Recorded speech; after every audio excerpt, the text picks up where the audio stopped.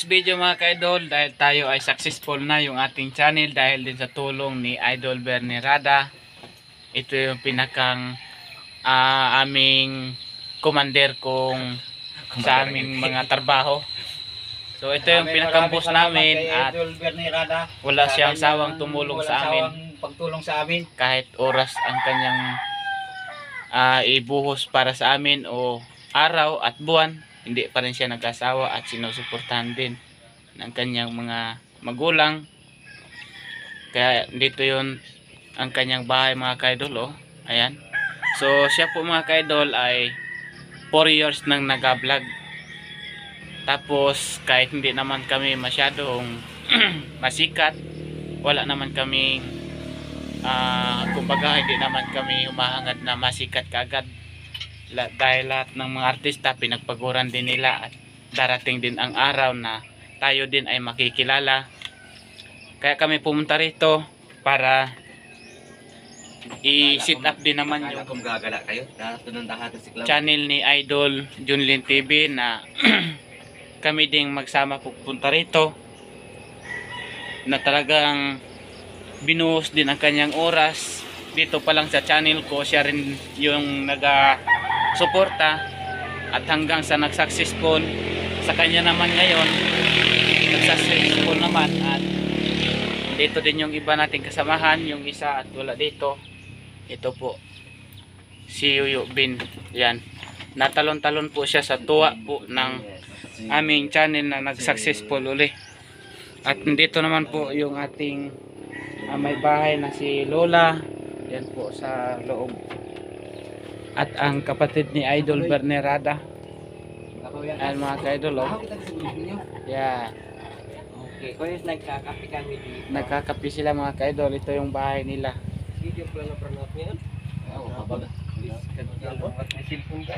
Kaya mga ka-idol, kung nagustuhan nyo ang aming video, pa-share na lang ng inyong mga kaibigan at na makatulong din tayo. 6 to 6. So kung hindi nyo nakikita yung channel ni Idol Bernie Rada, i-search nyo lang at meron po siyang channel na Idol Bernie Rada po ang kanyang pangalan. Kaya todo suporta lang po tayo sa bawat may channel mga ka-idol. Huwag po tayong magsawa sa pagsuporta, lalo na sa ganito. Okay, subscribe na lang po ng aming channel, Rolly Official TV at Junlin TV, at paki-share na rin po ng aming mga video. Ayan mga ka-idol. Kuya yun yung nangangahulog yung pira mo, kasi na yung interest. Siya mga ka-idol ay, kung tutuusin mga ka-idol, nagtatambay din siya doon sa amin ng halos mag-iisang buwan para din may content, at pinahintulutan din po siya ng kanyang magulang dahil ayon din sa kanyang mga magulang. Nagsikap din naman po si Idol Bernie Rada, at bukod sa pagsikap ay walang sawang tumutulong sa kanyang kaalaman, Maraming bagay experience. So siya po mga ka-idol, pag naroon po siya sa amin, depende lang daw po mga ka-idol, at hindi na po siya matulong dahil ano daw mga ka-idol, matulong daw siya pag napagod kasi may stress. Mas ako agay stress kaysa kanilang may AR ng channel. Ako yung may stress guys. Hindi kasi ganun kadali talaga maging po siya aturo. Oo. Maging ganun kadali maging isang magtrabaho sa social media. Ubus daw po ang papel at tabako ay tulong sa mga channel. Tapos alasingin ka pa nila. Kaya ang resulta, haggard ang mukha. Tama na lang masabi.